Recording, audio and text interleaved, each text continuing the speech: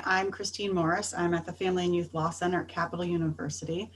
And today we are fortunate to have David Mandel with us, who's the Executive Director of the Safe and Together Institute. He has over 25 years experience, so if you have any questions, I'm sure he'll be happy to answer them.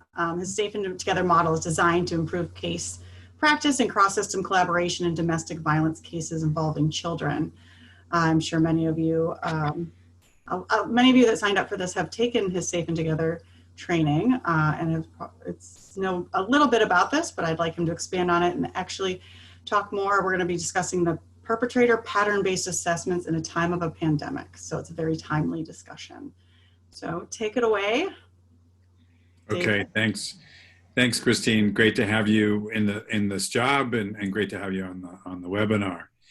As Christine said, I'm David Mandel. I'm the Executive Director of the Safe and Together Institute, and we'll be together for the 90 minutes. And I hope that despite the technology, this will be interactive. I'll be stopping at points asking for questions and answers. You can use the chat box to talk to one another, the Q&A box. I think at this point we're all super familiar with Zoom,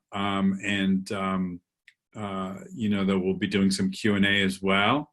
As Christine said, that this webinar, which we developed a few months ago, is unfortunately still really relevant as COVID numbers ramp up across the country, and as we head into wintertime, with the expectation that things actually unfortunately will get worse again before they get better. And that social work case practice has been really challenged by the pandemic and what it's meant for our practice. And I'm hoping that this webinar helps you think about, how do I do perpetrator pattern-based assessments during this period of time where I might have less contact with the family. There may be health concerns for myself and the family. Services or access to services may be limited. And any number of things that might be shifting in the family. And how do I think about that and consider options, and how does it affect my work? We're also doing this webinar against a heightened period around awareness around racial inequality, in terms of U.S. history around racism and issues of oppression and systematic and systemic racism. And so I want to keep that at the forefront of people's minds as well as we're going through this webinar. As a relatively new practice for us, though it's been on the horizon for about 5 or 6 years, we acknowledge that, I acknowledge that I'm standing on the land of the Tungus people here in the Northeast, land that was colonized at one point, and to acknowledge any Indigenous elders, past, present, or future, that are present on this call. And this is a practice that we've adopted from our friends and colleagues in Australia, where they share a history of colonization. And I was kind of floored when any public meetings, trainings, were government events, began with that activity of acknowledging the traditional owners of the land and Indigenous elders. So we've started building that into a lot of our events and our work here, because US, Australia, New Zealand, Canada, we share a lot of that similar British colonial history that still is impactful today. And so as we go into this discussion of pandemic-based assessment of time, perpetrator pattern-based assessment of time of pandemic, I want us to be thinking about how COVID intersects with domestic abuse, substance abuse, mental health issues, how it intersects with inequality around race, class, education, income, all these things that are important, that we're going to do good assessments and engagement with families that are really important. So I'm gonna kind of put that in the forefront of our conversation. For those of you who are not familiar with the Safe and Together Institute, I'm gonna do a really quick orientation. If you want more information, you can go directly to our website, safeandtogetherinstitute.com, or you can check out our virtual academy, which has a lot of free and paid courses at academy.safeandtogetherinstitute.com. So just places for you to go for more information. we're about professionals. We're about supporting those of you who are in the front lines, doing work with families around domestic violence, particularly when children are involved. And we're really hoping to create nurture and sustain a global network of domestic violence informed child welfare professionals, communities, and systems. And that word domestic violence informed really refers to this idea of shifting practice so we are better allies with survivors around the needs of their kids, around the safety and well-being of themselves and their kids, that we're more focused on holding perpetrators accountable as parents, and that we're doing that next level of work, that we're modernizing our work, that we're advancing it so that when a domestic violence survivor picks up the phone to call law enforcement, to call child welfare, that they feel like that they're more likely than not to get a response that makes their situation better. And that at the end of our interactions, this is a really simple question that you can ask yourself. At the end of our interactions with a particular survivor, if she was approached by a friend who's in a similar circumstance, would she encourage them to reach out to your agency or to your system or to you as a practitioner? Which would just simply mean that they had a positive experience and they felt like it was helpful. And would they then recommend that engagement with to a friend? And I know that may seem odd around child welfare, but we know a lot of people are helped by the involvement with child welfare, even if it's challenging at times. And so just think about where are you on that continuum, and where is your agency on that continuum as well. We offer a range of things, and we've, what I want to point out to you is, again, we've had some COVID specific courses on our virtual academy. And then also we have a COVID specific page on our website. So you can go to our main website and you can pick up some written material download, some guides and some practice material right there from our website in terms of the coronavirus. If you want to get a sense of the scale and scope of our work, it's real quick. We're working in a lot of the states in the US, and then across Canada, the United Kingdom, Asia, and Australia. And, that there's multiple agencies that are partner agencies that we work with, and that within the US, a lot of our work has been, Ohio has been one of our longest term collaborations with the Intimate Partner Collaborative. So anyway, so just for those of you visual learners, this is just a quick hit on this. And that for those of you who like numbers, that directly and through our partner agencies delivering Safer Together trainings, that we believe we've impacted over 40,000 children. That's pretty conservative, actually. If you see, it's based on a caseload of 10 per individual average.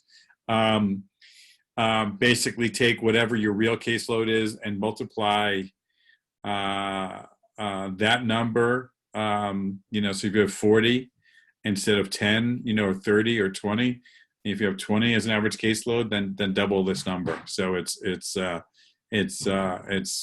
really, we try to think about the kids we're affecting and the families we're affecting along the way. And I'm hoping this training will be part of that. Okay. And for those of you who don't know, the name Safer Together really comes from this idea that working to keep kids in safe and together with their non-offending parent, with that domestic violence survivor, who's usually a mom, is really critical to the kids and outcomes, and that our system is really meant to help you improve competencies, improve cross-systems collaboration, so we have better outcomes for families. That's the simplest way to understand that. Okay, so I'm going to leap in here right now and talk to you about the principles in the model, and talk to you about some key things, but I'm going to keep COVID really at the front of our minds throughout this whole presentation, obviously. And the name Safe and Together, like I said, is about keeping kids safe and together with a non-offending parent. And when you break it down, we're guided by these three principles, which is that that it's not just sort of happy talk. It's not just, oh, this is a good idea, or this is fair, or which it is. But for the point of view for kids, so this is a kid-centered model, we're talking about physical, emotional safety, healing from trauma, stability, and nurturance. And so when you think about this, I want you to think about how domestic violence survivors now, in the time of COVID, what they're doing differently to promote the safety and well-being of their kids. And so, for instance, they may be keeping them from a home where that other parent may be practicing unsafe practices around COVID. And so, for instance, they may be trying to keep their kids safe. They may be comforting them about the fears the kids have or the anxieties they have about school. And so when you look into families, you really want to keep this very specific focus on these areas.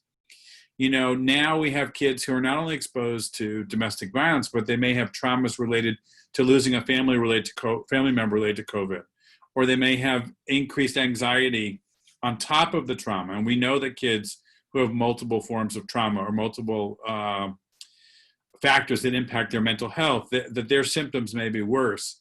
And so you may have a survivor who is working to keep those kids connected to services or getting the stability and nurturance that they need. And so that's the third thing here, which is we know that domestic violence survivors are actively engaged around stability and nurturance. And so again, part of our assessment in this period of time should be what do those efforts look like in this context? What kind of routine are they giving them? And so, for instance, what we know from the data that's coming out is when kids are doing remote learning or learning more from home, that it's usually the mothers, not the fathers, who are doing the lion's share of maintaining kids' routines around school. And so we don't want to make those things invisible. We don't want to miss those things in terms of what the impact has been.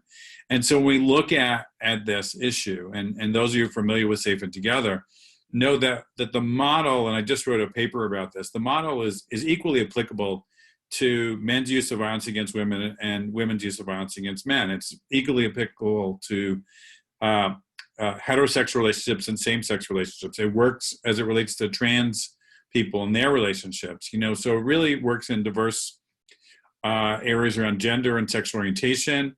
It works across communities.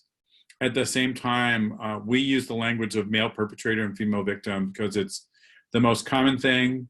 It's often the most correlated with coercive control and harm, which is often correlated with bigger impact on kids. And also it really lets us directly hit head on issues around gender differences in terms of expectations, in terms of roles with kids. And so, for instance, you know, what we know is that when male domestic violence perpetrators physically harm kids to the level they need hospitalization, it's usually the other parent, and in a heterosexual relationship would be the female parent taking the kids to the hospital, getting them help. And so part of the you'll hear throughout this webinar is that the same practice, which is to avoid mutualizing, avoid lumping parents together during a non-COVID period, is just as important now. It may be even more important because you really, if you want to understand what's going on in the home, you can't assume, for instance, that a parent you want to contact or a mom you want to contact is avoiding you because they want to avoid you or because they're fear about COVID. You may be being avoided because the perpetrator wants to use COVID as an excuse for the family to have no contact with people outside of the home. And so we have to really understand those power dynamics. We really have to understand the elements of coercive control as they play out, and they intersect with the current situation around the pandemic.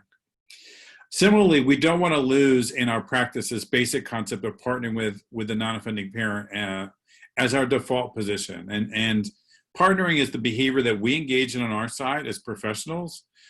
We have a course, that we're working on that's specifically on that. Partnering is laid out in our core training really pretty specifically. It's a 6-step process that really starts with this idea that we need to communicate with survivors that person is not responsible for the behaviors of their partner who's getting violent. And so when we partner with that survivor, whether it's in COVID or not COVID times, it's still the most efficient, effective way and the most child-centered way to really do our jobs. And it really shows up in lots of different ways. So if you're a supervisor, working with a worker who's working with domestic violence survivor, that you should be asking your worker, what did you do to partner with her? And did you explain to her that we're going to hold their partner accountable for their behavior, their own behavior and choices? Or did you ask her about her partner's behavior pattern? Did you try to assess her strengths as a parent and protective efforts in the context of the perpetrator's pattern. All those things are specific steps, and they're still applicable during this period of time. They may need to be applied differently. They may need to be slowed down a little bit. And I'm going to talk in a few minutes about how, during COVID, getting a sense of what's going on in the family overall and how COVID has changed their reality may be the starting point for some of our assessments, because it will help give us a backdrop and connect the dots with what's going on in terms of domestic violence. But still, our orientation from the point of view of our work is going to be around this idea of how do we partner with that survivor, with that non-offending parent. And then the last thing that doesn't change, it's still foundational, is this idea that intervening with the perpetrator to reduce risk and harm to kids has to be part of our interventions. And so when we're looking at plans or looking at work with families, we really want to be understanding what did we try to do with the perpetrator to make things better for the rest of the family. And that could be direct engagement with the perpetrator. It could be using our courts or our systems to hold accountability. It could be writing behaviorally focused case plans. It could be making a referral to a batterer intervention program. It could be all the above. But with all those things, we need to be thinking about how what we're doing is providing the rest of the family with a strengthening of the function of the family, more freedom to maneuver, greater safety, and to not leave that set of interventions out with the perpetrator as you move forward. So again, we're going to talk about the specifics and unique nature of doing this in this period of pandemic. But just wanted to lay the foundation with that here.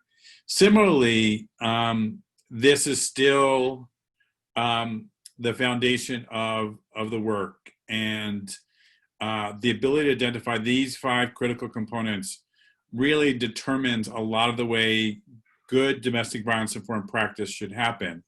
And if you ever took our core training, you know that we talk a lot about these 5 critical components, and that if you think about them as sort of central to your practice, that you're interviewing, that you're reviewing of the case file, you should be able to kind of seek out information from multiple sources around the perpetrator's pattern of coercive control and actions taken to harm the child or to the children.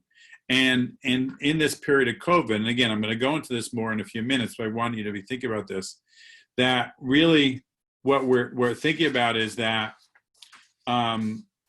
domestic violence perpetrators and good assessments depend on not being incident-based. That we want to be thinking about threats, intimidation, emotional abuse, control over finances.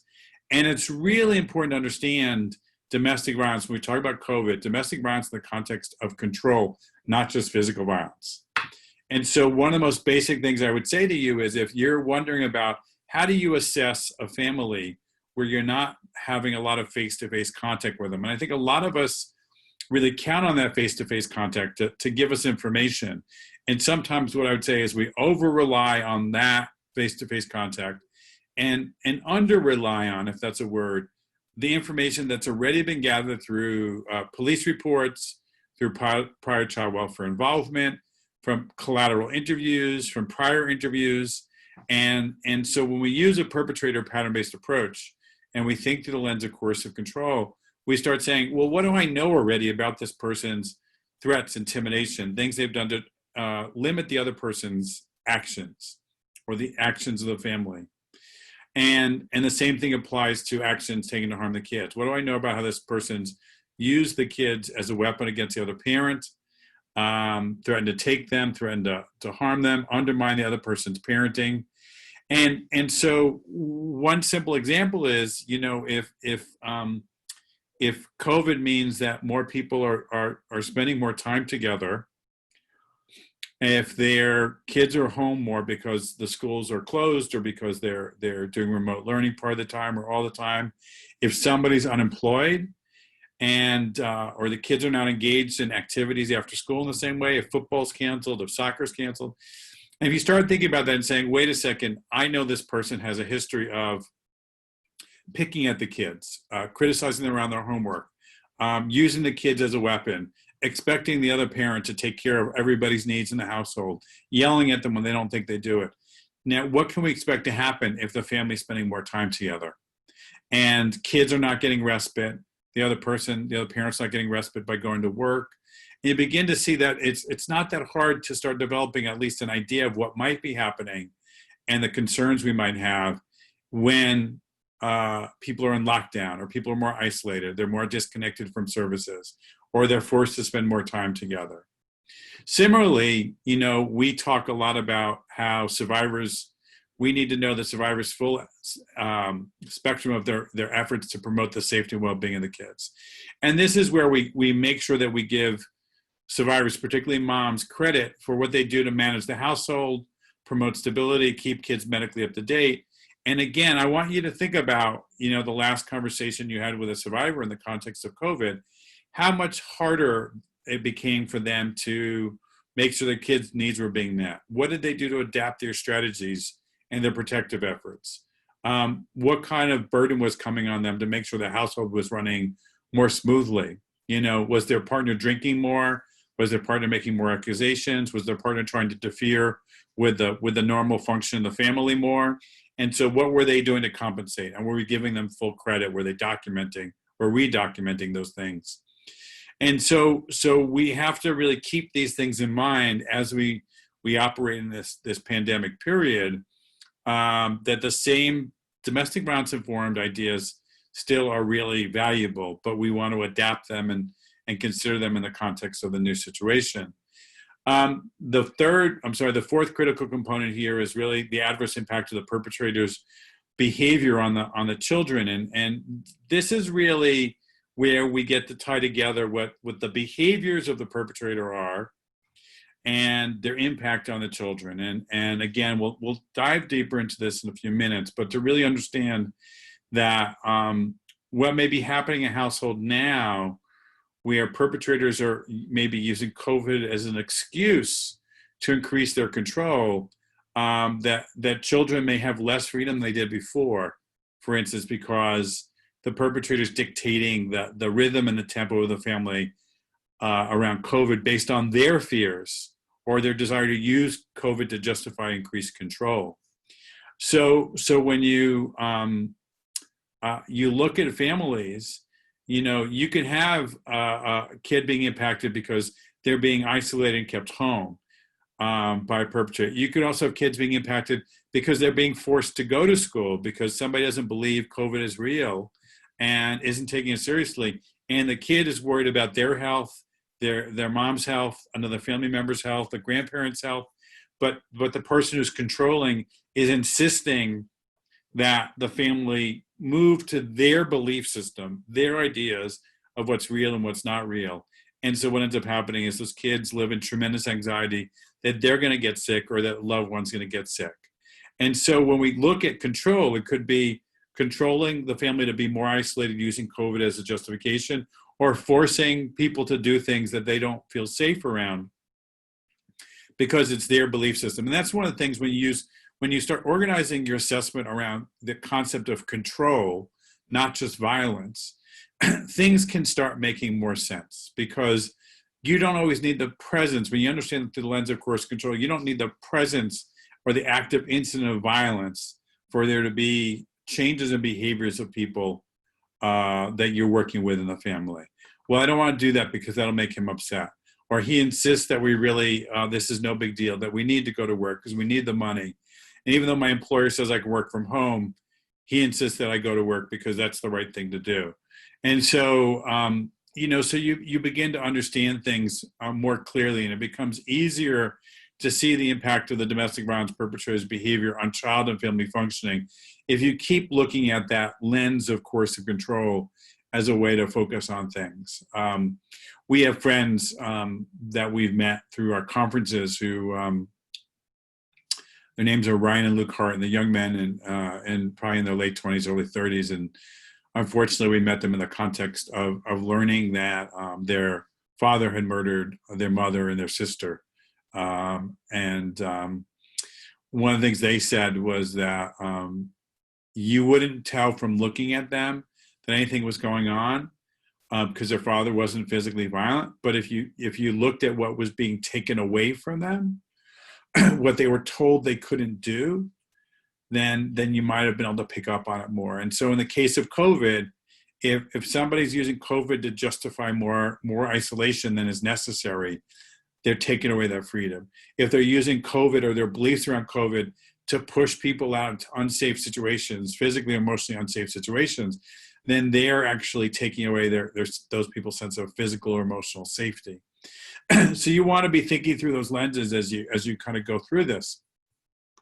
And then the last thing is we have this bucket for things that are not causal. Substance abuse doesn't cause domestic violence. Mental health issues don't cause domestic violence.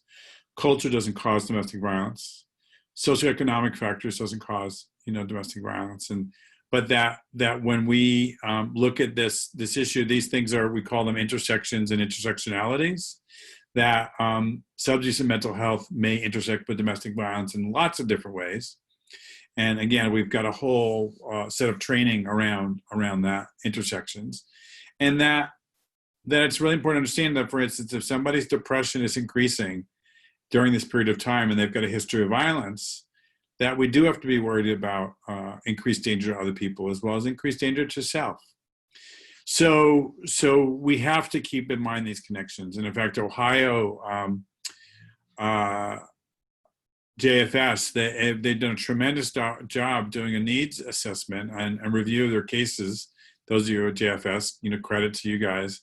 But you really figured out that by looking at the presence of mental health, substance abuse, domestic violence, that domestic violence is the most common feature in so many ways in the families, but that you've got these case profiles where the three of those meet. And the last time I looked at that data, out of 36 case profiles, domestic violence was present in 18 of them, and then the other ones had around 14 present in them of mental health and substance abuse. So it's really critical to look at the way these things intersect, as well as look at how culture and other socioeconomic factors really affect coercive control. And we've been spending a lot of time on our Partner with a Survivor podcast talking about officer-involved domestic violence and the perpetration of domestic violence by police officers against their families, against their partner, child abuse against their kids, and one of the most difficult and intractable issues that really I've come across. And, when you think about the status of that person and the training they have, that's a kind of a socioeconomic factor. And the culture of the thin blue line, really, what you find is that often those domestic violence survivors are very isolated in many ways. And so when you think about, each case, we've got to be thinking about factors like that. Is he a police officer? Is he wealthy? Is he undocumented? What kind of cultural environment do they come from that doesn't really support violence? And is extended family involved with the abuse?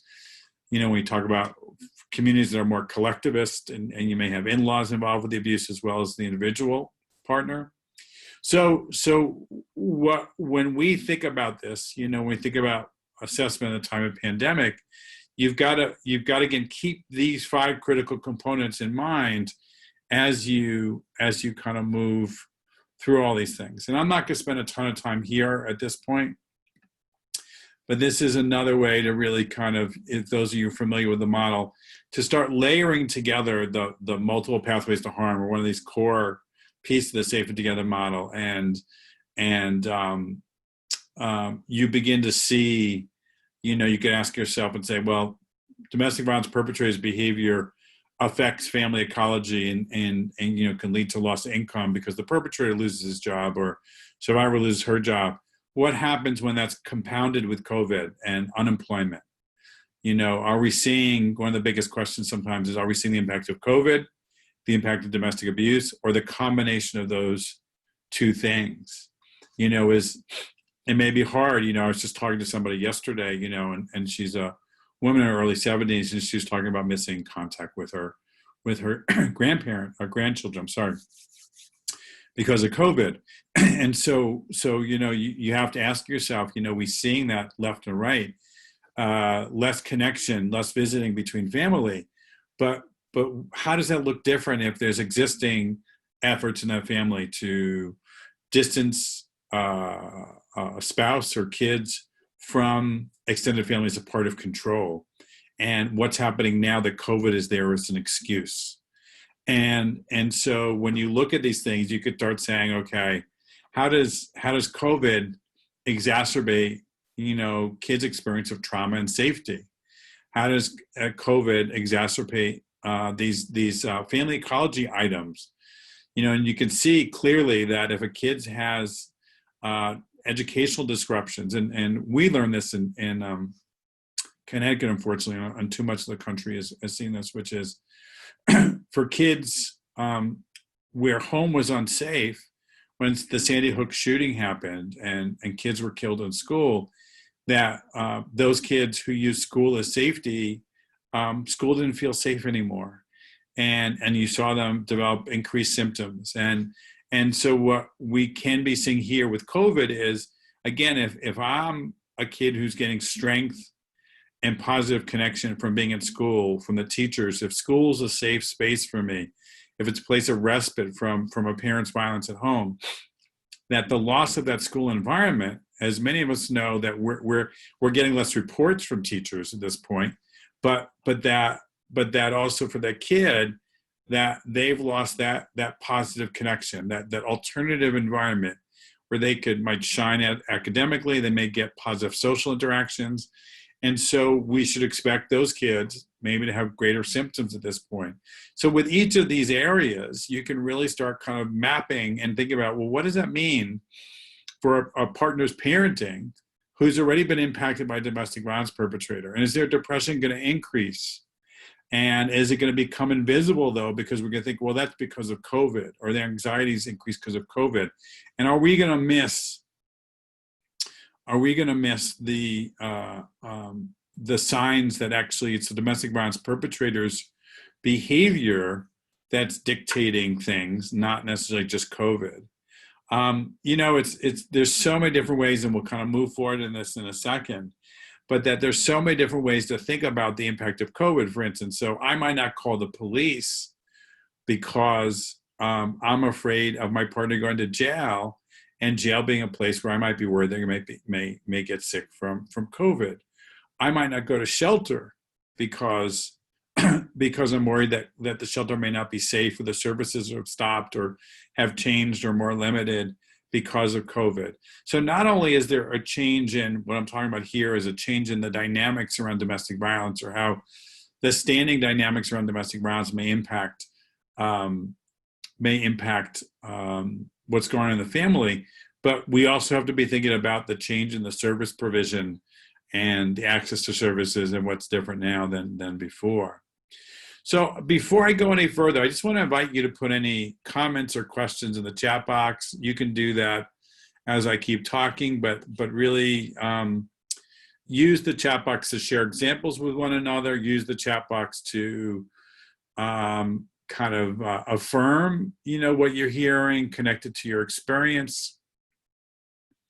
Ask, say, well, I've seen something different, or can you ask me to speak about something? And I'll check back in the chat box once in a while. But actively use the chat box as a form to kind of deepen your learning and communicate with one another and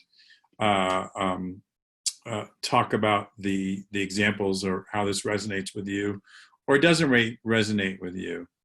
And just drop that in there as I keep talking. I'll check back in there in about 10 or 15 minutes.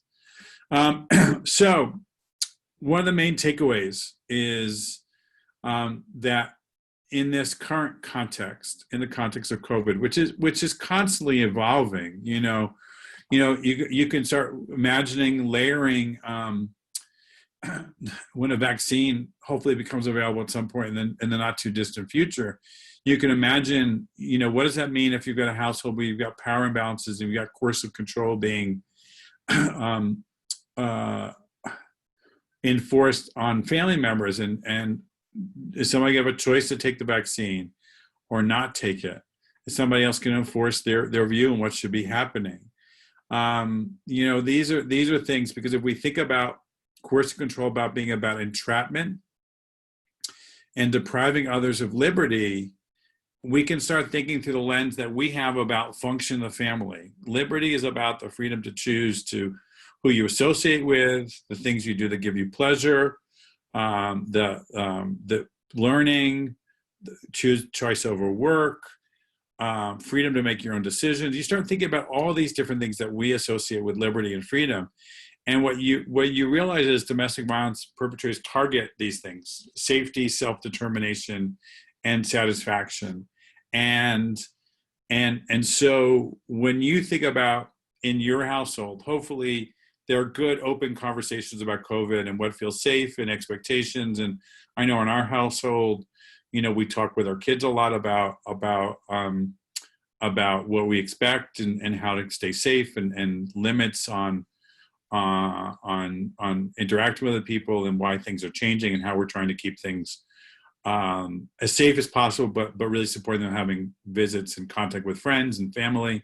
That really imagine having those conversations in an environment where there's abuse and violence and control going on, and how much more stressful that would be, how worried you'd be about punishment or consequences if you don't do what one person thinks is the right way to do it. And so take that COVID anxiety and layer it with other layers of anxiety and fear. And you start thinking about what is going on in families that I work with that have domestic abuse in them as part of their dynamic. And you begin to, start feeling your way through what are the things you should be looking for. And think about, we'll talk in a minute about access and phones and contact with other people and just how those might be a lifeline for somebody, and how being at home allows greater monitoring of that and not to a good end.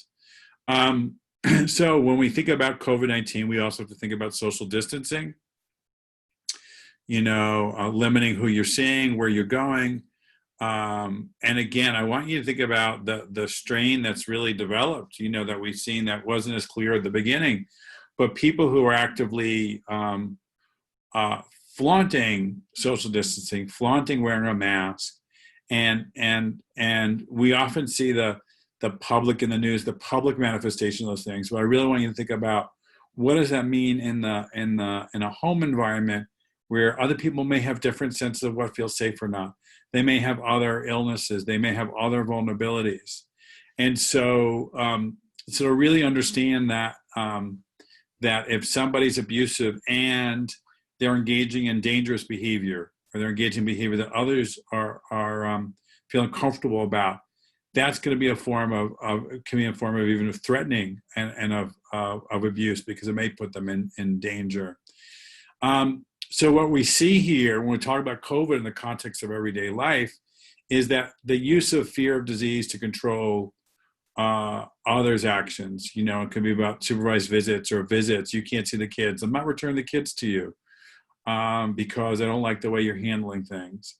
And so, I don't want us going out. I don't want anybody coming into this. I don't want your mother coming over here. I don't want you going to work. So you begin to see that COVID is going to give people who want to be controlling an excuse to escalate their control in some cases.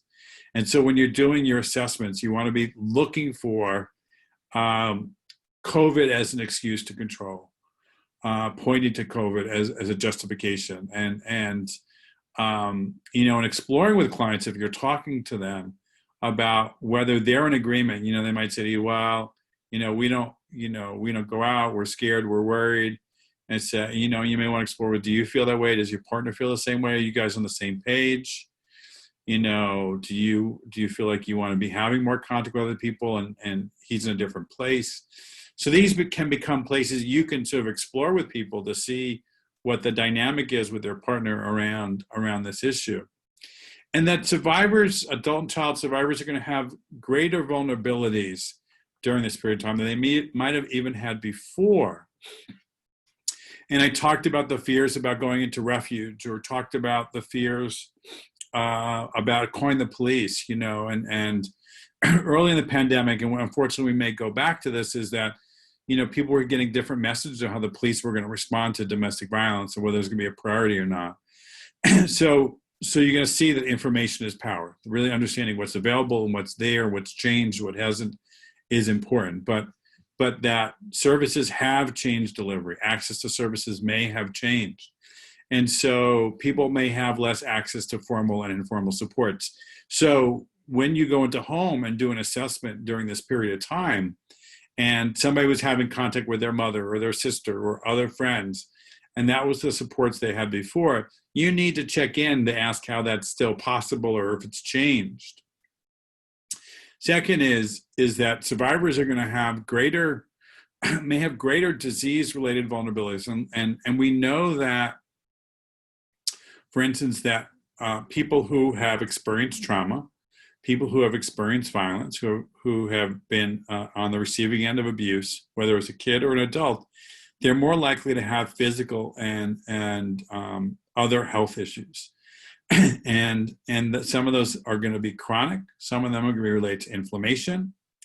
And that these are factors that are still thought that might be correlated with greater risk around COVID and the consequences of getting COVID.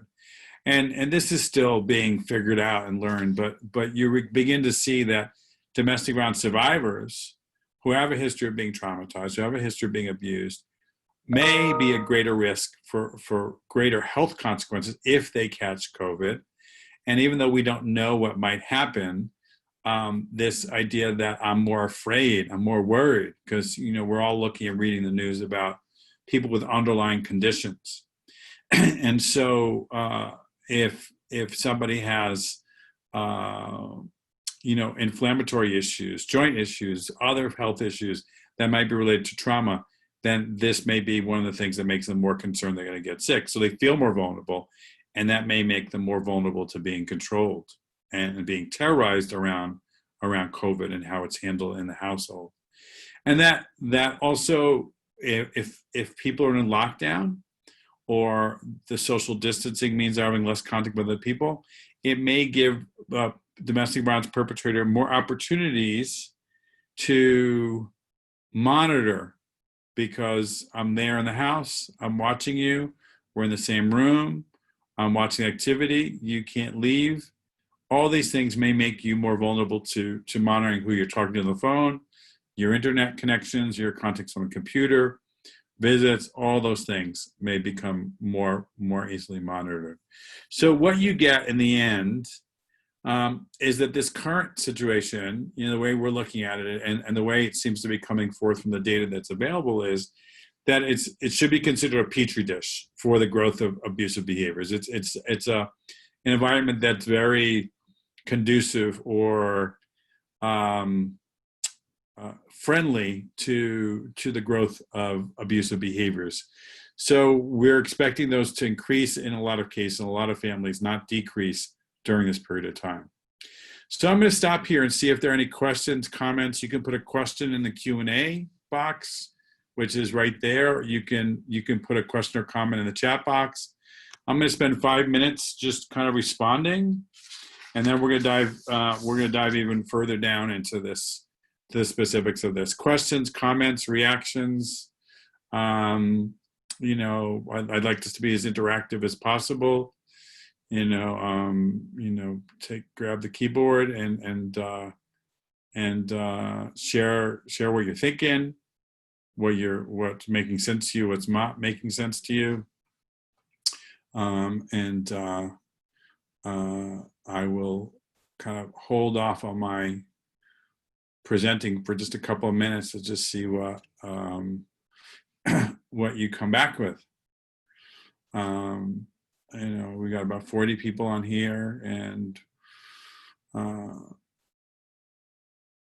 would love to see how this information is landing with you, and where else you'd like to hear me speak to around this issue, which is huge and constantly evolving.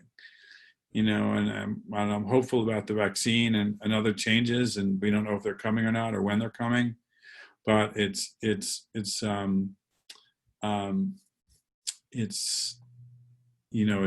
a different scenario even than it was in March and April when we first started talking about this. So Lisa's saying this is making sense, and we're seeing exactly what you're talking about. Anybody else want to comment or ask a question before I move off the chat feature here for a second?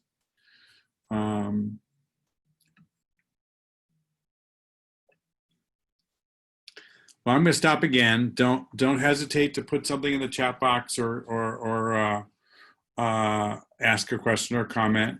This is for all the introverts. This is a dream come true, right? Because you don't need to raise your hand or talk in front of groups. You can really just type and make comments and remain invisible.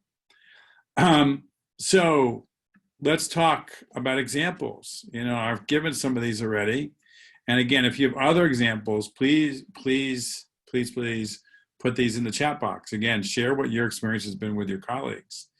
And this is just a taste of just some of the ways COVID may be intersecting with domestic abuse.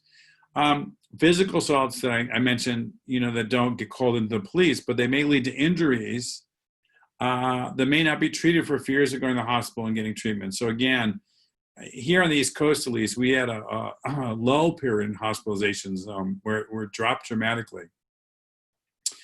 But it's going to go up, and it's starting to go up already. I know it's going up in lots of the country. And so again, when you see those numbers around COVID going up and hospitalizations, people may be afraid. I don't want to go there. I don't want to get COVID on top of everything else. And so people are afraid of doing that and getting the help they need for injuries they may have sustained.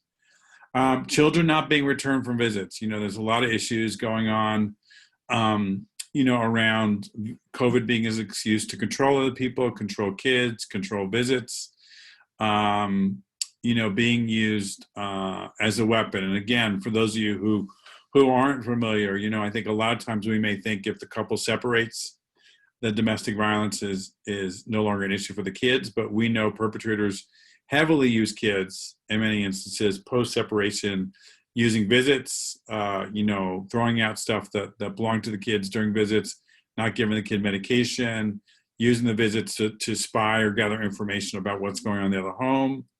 And so there's no reason to suspect that during COVID that visits aren't a really potent weapon for control and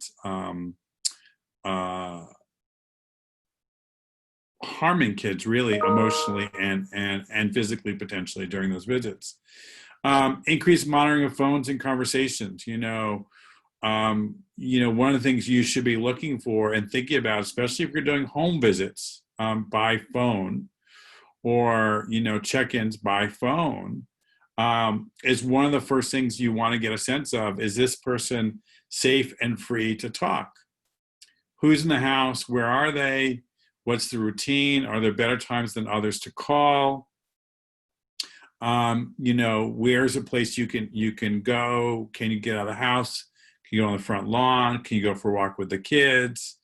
All these things, especially if you're in an environment where things are locked down heavily, that sometimes it's the trip to the grocery store. That's the only time somebody is able to talk freely. And so remembering that one of the priorities, if you're doing primarily phone visits, is to ascertain the comfort level and the safety of the person on the other end to talk freely. And freely means not only is not the perpetrator there or in earshot, but in-laws, extended family, and kids over the age of 2. And it's one of those really common mistakes that people make because they're in a rush. The kids are home. They want to be efficient. They want to get things done. There's nobody to watch the kids. And they try to engage, usually moms, around difficult conversations around violence and abuse where kids are present, and that mom doesn't want the kid to know. They don't want the kid to know because they don't want to traumatize them. They don't want that kid to know because they don't want that information getting back to the perpetrator. And when we ask questions and engage somebody in an environment that is not conducive to them being open, that we should know better, and then when they don't share openly with us, we label them as resistant, that is malpractice. That is setting ourselves up to be the right one, setting us, the survivor, up to be the wrong one, and really not having an understanding of the situation that's there. So we need to be really tuned into this as well. Texting, phone calls, computer use. Then we have examples of unannounced illegal visits. And again, that people are violating boundaries, showing up, using COVID as an excuse to show up when they're not supposed to because they're worried about their kid. They're worried they won't see their kid. They're worried their kid's going to get sick. They're worried about this. They're worried about that. And so again, think about perpetrators violating court orders around visits. And then I've spoken already about this around everyone needs to follow his opinion or action regardless of the needs and the fears. So, I'm not afraid of COVID. This is a hoax. We're all going to school. We're all going about our business. We're not wearing masks. I don't want to see you wearing a mask. We don't wear masks in this family, and sort of regardless of people's own concerns, their health levels.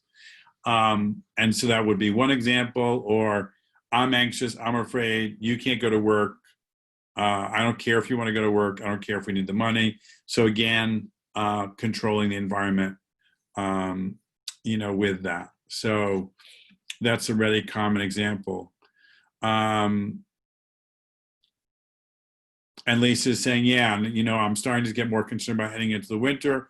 We've only been in COVID and warmer weather, and we go outside and see more. And I know that some people have adapted their visiting. And Lisa, I don't know if this is what you're talking about.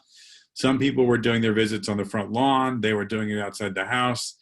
And when we get into the really super cold winter weather, that's going to get harder and harder to do.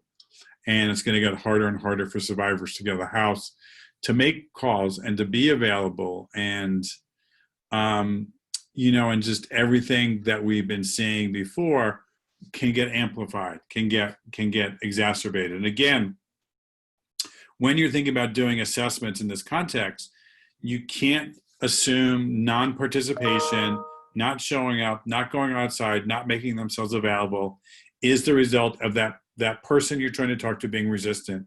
If there's domestic violence going on, you have to factor in the possibility that they're actually being interfered with from coming to the visit, talking to you by phone, being available, and that if their answers are weird, they don't seem real, that it may not be them lying to you, but it may be their partner monitoring their calls and them having to behave and perform a certain way because of that. And again, these aren't, remember I said at the beginning, different and the same.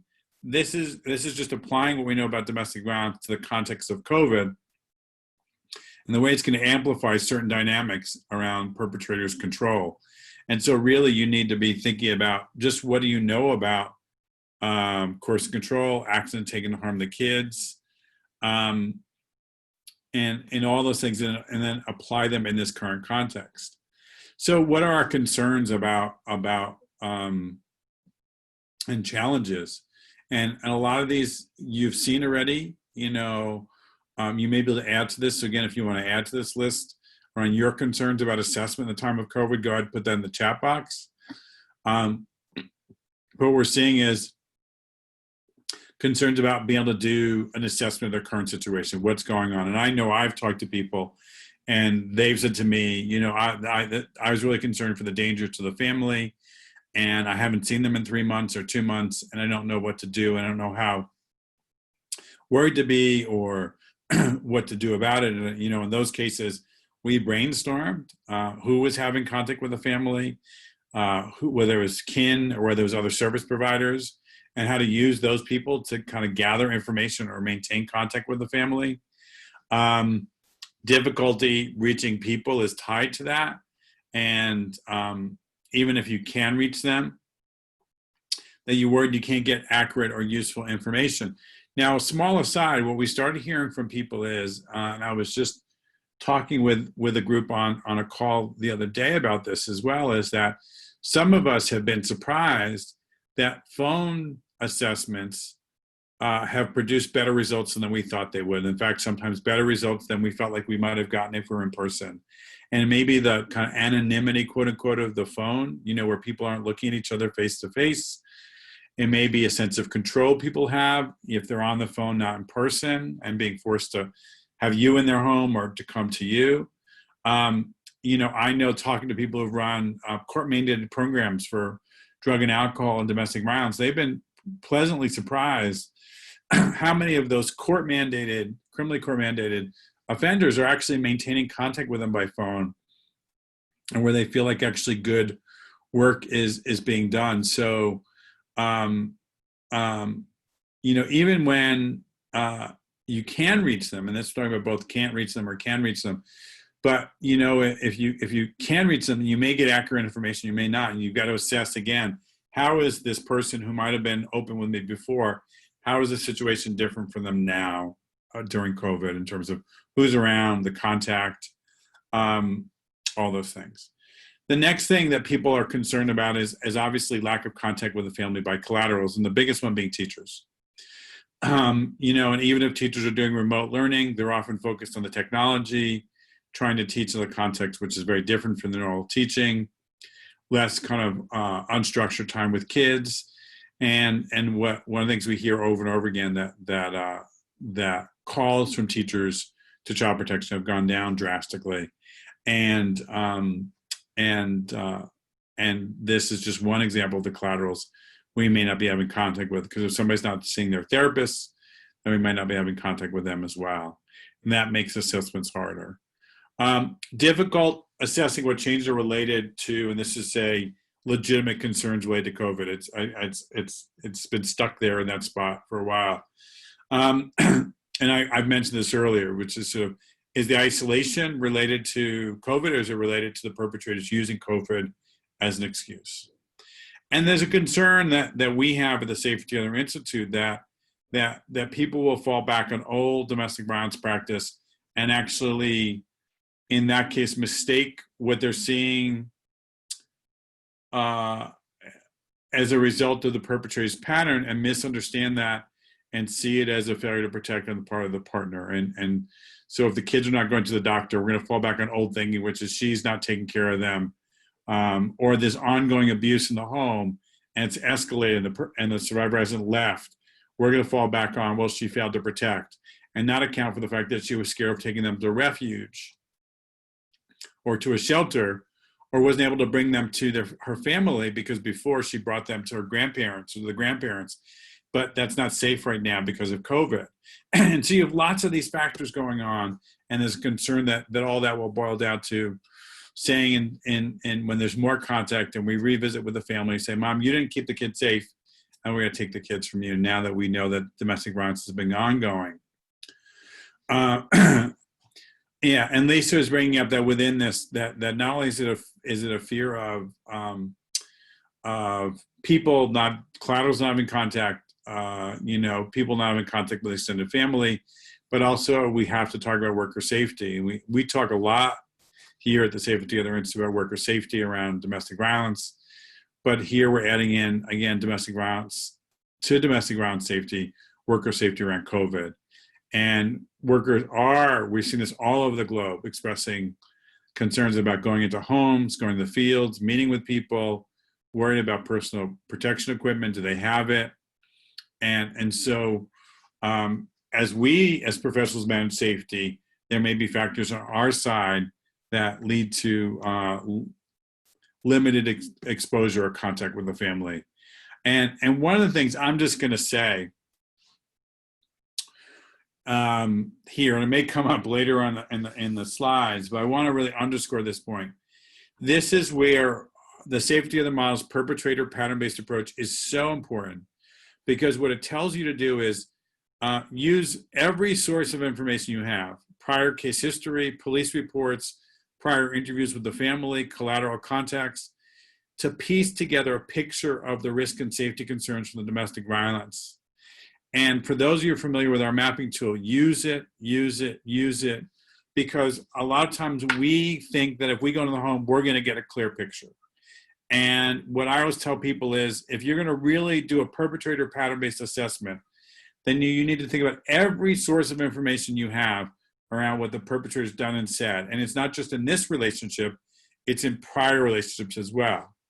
And so this is the time to hone your skills around that, because if you sit down and instead of jumping out to the field or trying to figure out how do I re-engage this family, and you spend a half hour, an hour going through the file and making a list of, on a blank piece of paper, as you read the file, what the perpetrator's pattern of behavior is, from from mom, from the kids, from past girlfriends, from police reports. And you just start listing those behaviors. And then you start listing the impact of those behaviors on child and family functioning. That will really help you get a sense of where you should be targeting your energies when you do make contact, or if you don't make contact, what your biggest concerns might be. So use this time to focus your practice on synthesizing behavior, synthesizing patterns of behavior, looking past just the reporting referral to think about what's this person's history of behavior. What do we know from prior involvements with this person, including his relationships with other people? How has he parented other kids? What's his pattern around domestic violence and mental health issues? What's his pattern around domestic violence and substance issues? Maybe the mother's not going to her drug and alcohol treatment, not because of COVID, but maybe because he's using COVID as an excuse to stop her from going. So does he have a history of interfering with her recovery efforts? That those patterns, what's in your case file, what's in the police reports, that behavioral specific information is so important to doing good assessments, especially when your ability to contact with families directly can be limited by either your concerns for safety or what's going on with the family.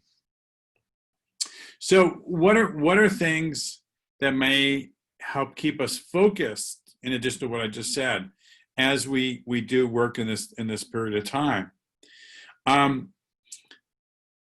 Really basic. Fear and household changes, unemployment, people living in different arrangements, they're not an excuse for abuse and control. And I think perpetrators will try to use it. You may have it come up in your mind, but remember that that the same argument against sort of stress being a cause for domestic violence, fear and household changes related to COVID are not an excuse for abuse and control. And so this is really, again, the same and different context, same attitude and belief is really important part of ourselves as professionals. Remembering survivors may be at higher risk for harm from the disease, and therefore letting that sit there for you as something that may be very real for her. She may be more afraid of getting sick than the abuse. And that may mean her calculus may change. She may be more afraid of leaving and going to shelter and getting sick than the abuse. So you have to recalibrate all your interactions with the survivor around these kind of things and ask yourself, am I really paying attention to a survivor's concerns for risk of harm from the disease? Intersections and intersectionalities are a major issue no matter what. And so what we've got is the domestic violence perpetrator's behavior exacerbating mom's substance abuse, and how is that intersecting with COVID?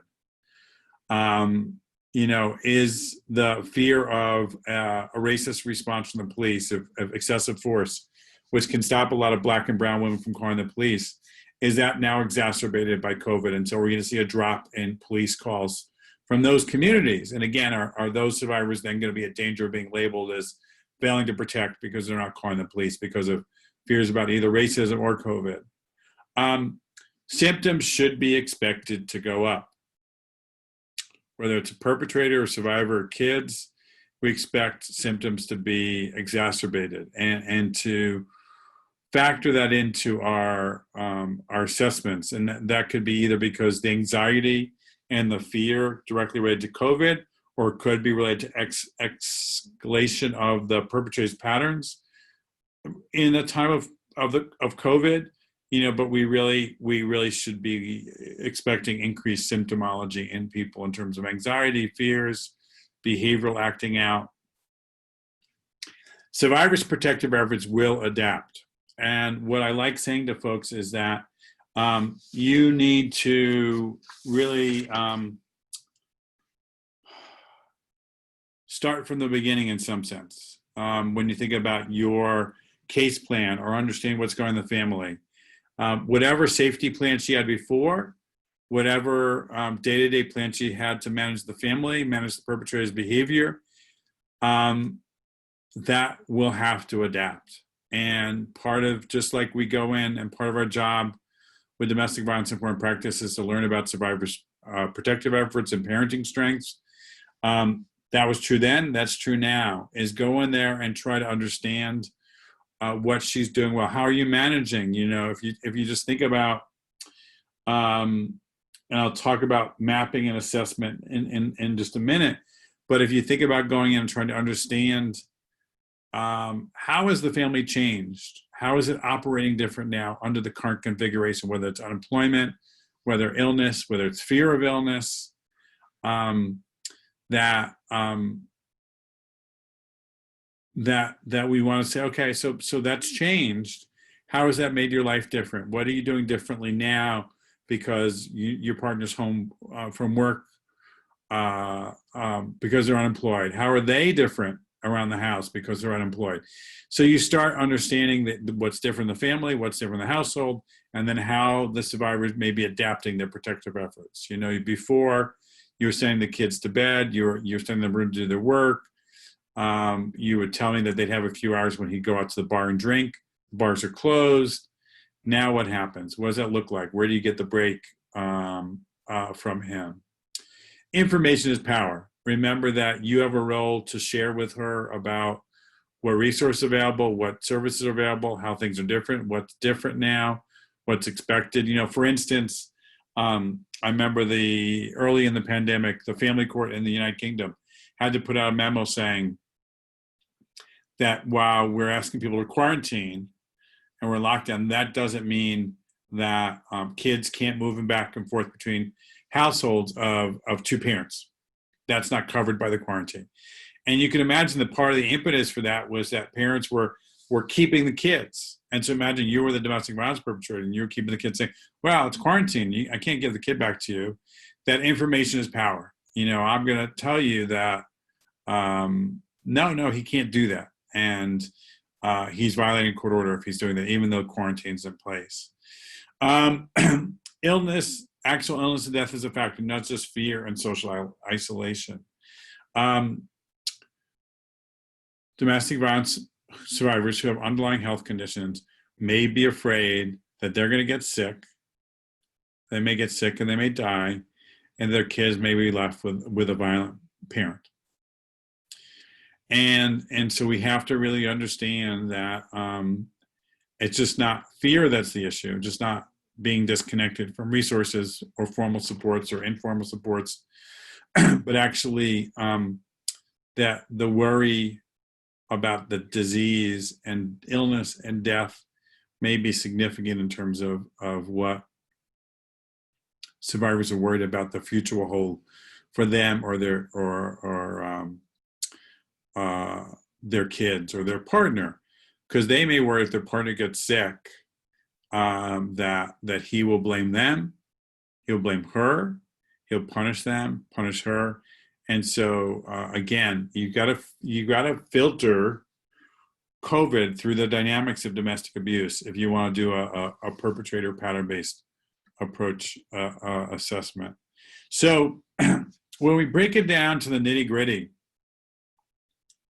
and we want to really tailor our assessments around perpetrators to this specific environment, you have to start with, do I know what the perpetrator's pattern of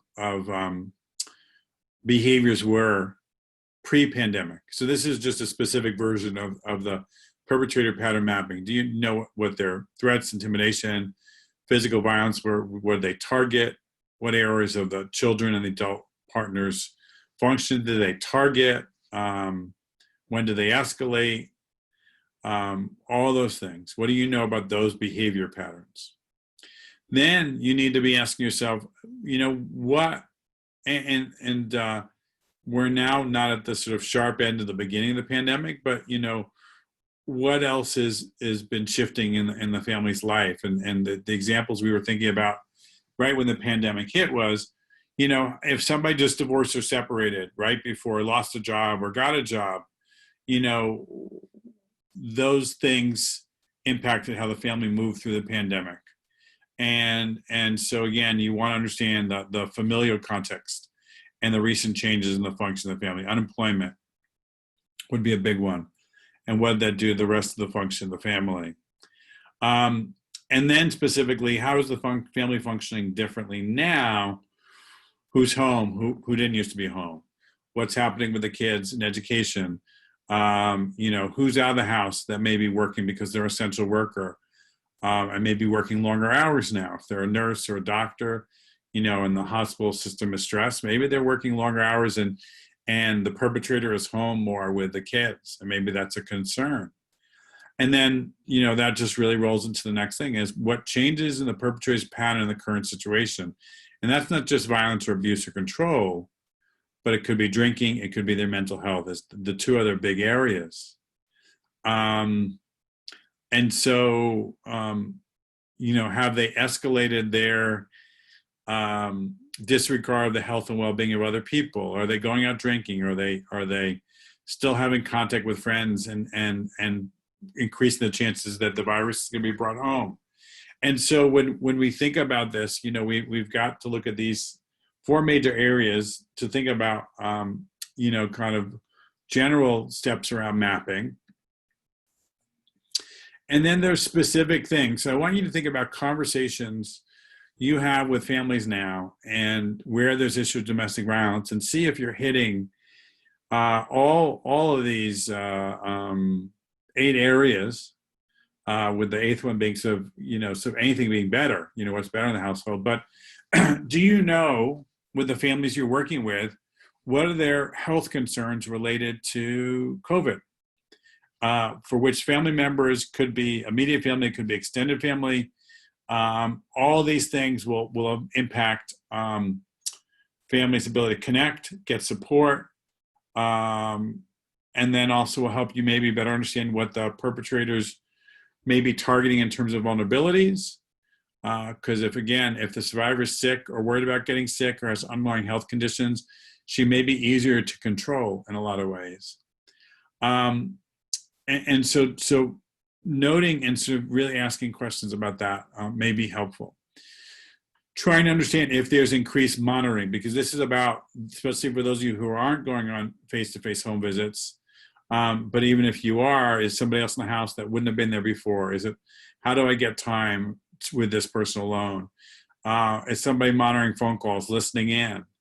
So you want to have this idea of increased monitoring and learn about that and assess the ability to talk freely, particularly to adult and child survivors.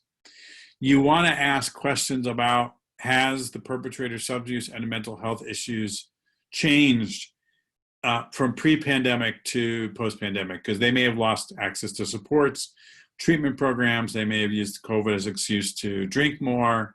They may,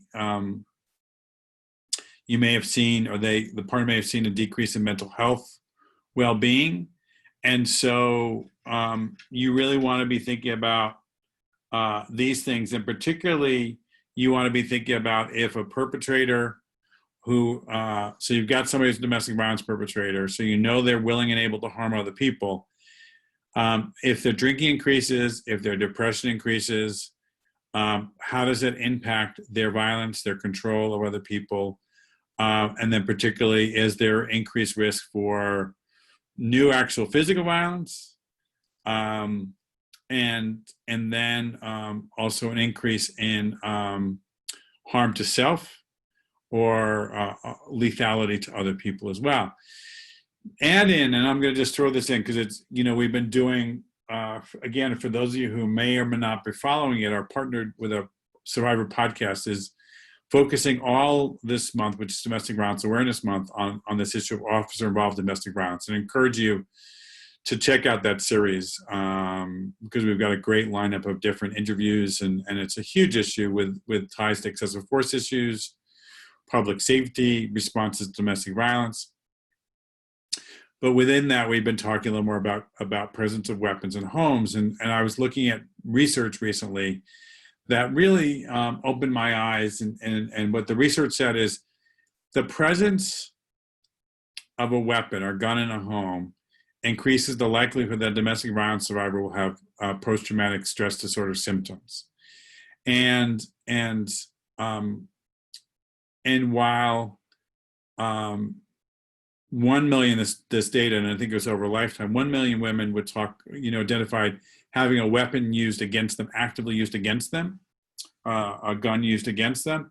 That almost tripled to 4 times that identified that they felt threatened or coerced or scared because a weapon was present in the home. And so I really want people to be thinking about here the intersection of mental health, substance abuse, domestic violence, and the presence of guns in the home. And if people are home more and around weapons more, are they getting a relief if they're feeling scared that a weapon might be used against them? But they don't feel that same level of fear when they're outside the home. Are they feeling greater fear, more of it for longer periods of time if they're locked into a home situation with somebody who's been violent or abusive to them? So our assessments need to get better. They've always need to look at the intersection of substance abuse and mental health, but we really need to be on top of our game to not silo a domestic abuse perpetrator's increase in substance use, loss of access to services or supports. Are they now doing online, NA or AA meetings? Are they doing virtual support groups with their drug and alcohol program? Are they staying in contact with their mental health provider? All these things are really important to assess as we assess domestic violence as well. We need to then specifically assess how is the support network for the survivor changed with social isolation, social distancing, and changing in service delivery. So again, you need to be really specific, asking questions on the survivor around who she's in contact, what her support network is, how it's different, and then along with that, what are the changes in her safety plan? Again, like I said, the example before, she may have been able to go to her mother's house, her elderly mother's house, or other people's house because of prior to the pandemic, because they could do that. But now they're afraid of doing that because of COVID concerns for themselves or that person. So you need to reassess the safety plan, and it's still possible. Is the shelter open in the same way? What other resources have changed because of the pandemic? You need to assess specifically whether the perpetrator is interfering with access to those new supports or that new array of supports. And again, not assume that if somebody's not attending their service delivery program, that's because they don't want to go or that COVID's limiting them, but it may be the perpetrator's behavior. Always, and this is real basic, and this is why this is the same and different. What are the survivor's hopes and fears for a current situation? We'll encourage people to say, asking survivors, what will make you safer? But also asking, what will make this situation better is also a really good question. And so really we need people thinking really broadly around sort of how are they engaging with survivors around what their hopes and fears are. And then not to leave out in a balanced kind of practice way, has this current situation made anything better? Is anything better because of COVID? And not to assume that everything's worse. And we need to step in and do this on a case-by-case basis. And then lastly, and this is the last kind of content slide, and then I really want to encourage people to use the Q&A box or the chat box to ask questions.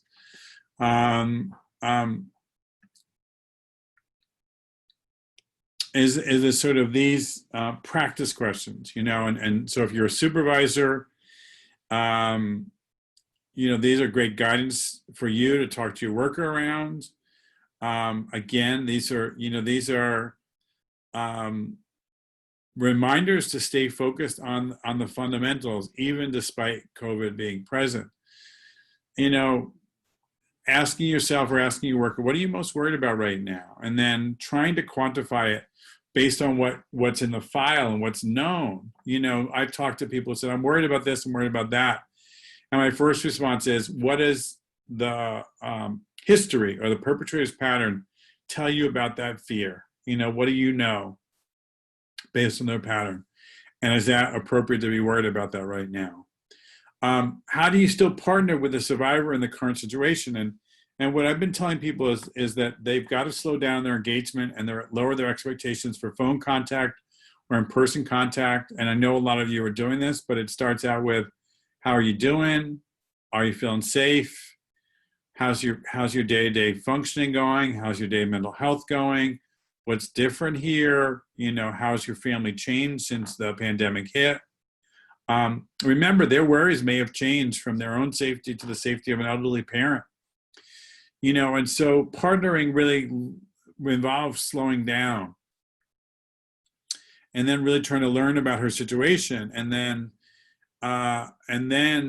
finding ways you can directly kind of engage this person around what their situation in terms of their victimization and the control from their partner. Similarly, interventions of the perpetrator. When you engage a perpetrator around their behavior, to ask questions just first about how things going, what's changed, how they're handling the situation. And then, the opportunity of COVID is to ask, and these are harder conversations with males oftentimes, say, tell me what your biggest fears are right now. And I wrote a blog post around this, that one of the opportunities the pandemic offers is, because anxiety is so pervasive and it's such a public shared situation, that that you may be able to have conversations with men, with fathers that you might not have been able to have before, about their anxiety and their fears, and what are they anxious about, what are they afraid about, what's their worry, how are they managing their anxiety and fears, how are they not taking those out on other people. And while those anxieties and fears are not causal, by talking about them, they become a really good gateway to behaviors. How are you handling them? What are you doing with them? What makes you feel better? How are you not taking those out on other people? These are really basic questions you can be asking in any family, but take on a particular resonance in domestic violence situations. Then, what kind of support do the kids need in that environment? And then lastly, what family and friend supports are still available. So part of it is not giving up on the idea that support is there, but it may look different. It may be by phone, and we've developed some resources I'm going to show you in a second that are about that. And so this is still a really important area to explore. Lisa's still hanging in there. Lisa's holding up the chat box under the things. Thanks, Lisa. She says, we had a perpetrator who would cut off the internet anytime the survivor had a telehealth visit with her counselor, and they didn't have cellular data. And this is a perfect example of the increased opportunity to monitor. That was a visit that might have happened outside the home before. Maybe if he wasn't working, if he was working, he was outside the home and she was free to go to her visit. And so this is a great example of how perpetrators taking advantage of the current situation to increase their control. And what that means is this person's symptoms may go up. They may become more afraid. They may become more anxious. And then on top of it, the danger is that if you're you're the case manager for this family, and the counselor's not savvy to this dynamic, they may report to you, mom has become resistant to counseling, mom's become unavailable. Any of those formulations that doesn't include the perpetrator's behavior, like Lisa just put down there, is more likely to make the mother's choice of behaviors the focal point of our concern. Why does she stop coming? Why is she doing this? That's not good for her. Doesn't she know she needs to go to counseling to meet her court case expectations? And then, meanwhile, all the time, it's him cutting the internet off, saying it's out, it's broken, and we can't do it. And Lisa, did he openly do that, or did he claim that the internet stopped working? I'm kind of curious if if it was a really direct maneuver towards the mother, or he had an excuse for the internet. Initially, he claimed that it stopped working. That's right. You know what I mean? And so these are the things that we need to be savvy about. Everybody's using the internet. It's the bandwidth is going down. We all have experienced, that being slower at times than we want it to be. So all of a sudden he's saying, let's stop working. and right, and the mom had caught him, and then she told you or told child welfare what was going on. but I really want people to understand that the danger is we would miss the perpetrator's pattern in all this, and we wouldn't really address it appropriately, and we wouldn't be able to partner with her. We'd blame her. So his behavior would put a wedge between her and her therapist, put a wedge between her and us if we're child safety, and then he'd be behind the screen pulling the strings. And so it's so important in our assessment to really keep applying this perpetrator pattern-based approach to make sure that we don't do this. We've got 5 minutes. Any last questions or comments? I'm going to do a little bit of wrap up, but if you want to put in the box, if you don't have questions, you want to put in the chat box takeaways, things that you've gotten from this session, I would really love that. It really helps me kind of fine tune our teaching. So I'm going to look for those in the chat box as I kind of finish up. For those of you who want to extend your learning, there's a lot of different things that on our virtual academy that you can take. There's a course on intersections on when domestic violence perpetration and substance use and mental health meet. There's a whole course on the multiple pathways to harm. Diagram I showed you about assessment. There's more. This material shows up in one of our self-paced e-learning courses. We've got our virtual core and our virtual core and supervisors package up there as well.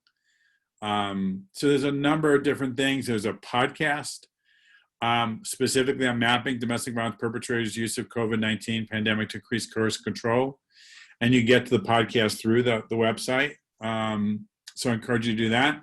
And then this webinar happened on September 29th, and it's about to come back up again as a free course on the Academy. So I would encourage you to go to academy.safeittotherinstitute.com to check out a lot of these options. If you want to extend your learning, particularly online, and share them with friends. This is available to anybody. Also, if you're really interested in, it's a new opportunity. We just did our European conference, 130 people remotely last week, Wednesday to Friday. It was a great event. It will be online recorded for a small fee till the end of the year, starting next week.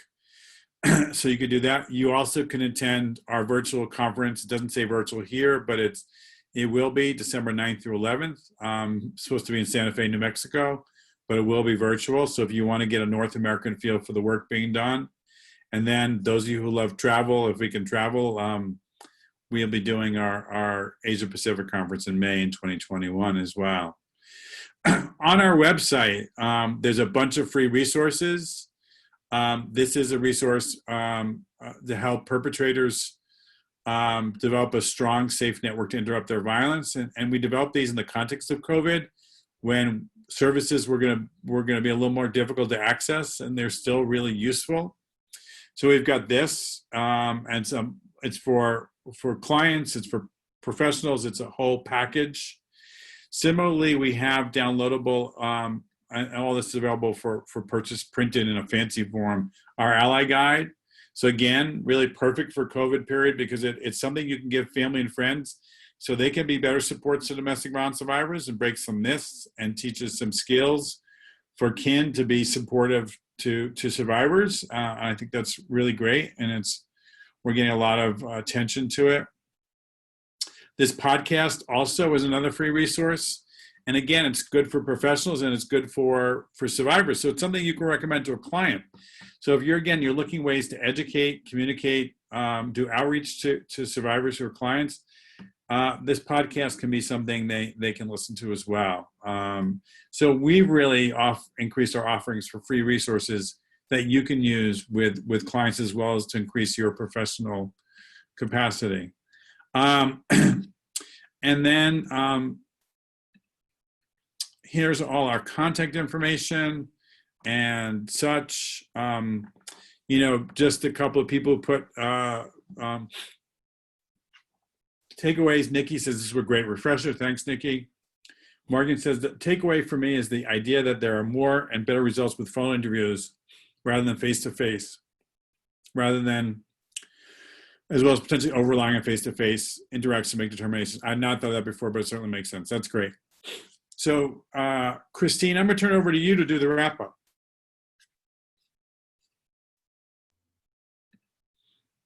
Thanks everybody for coming. If there's any further questions, David will maybe stay on a little bit longer after this to Yep. do any questions, if that's okay with you. Yep, I can stay on for a few extra minutes.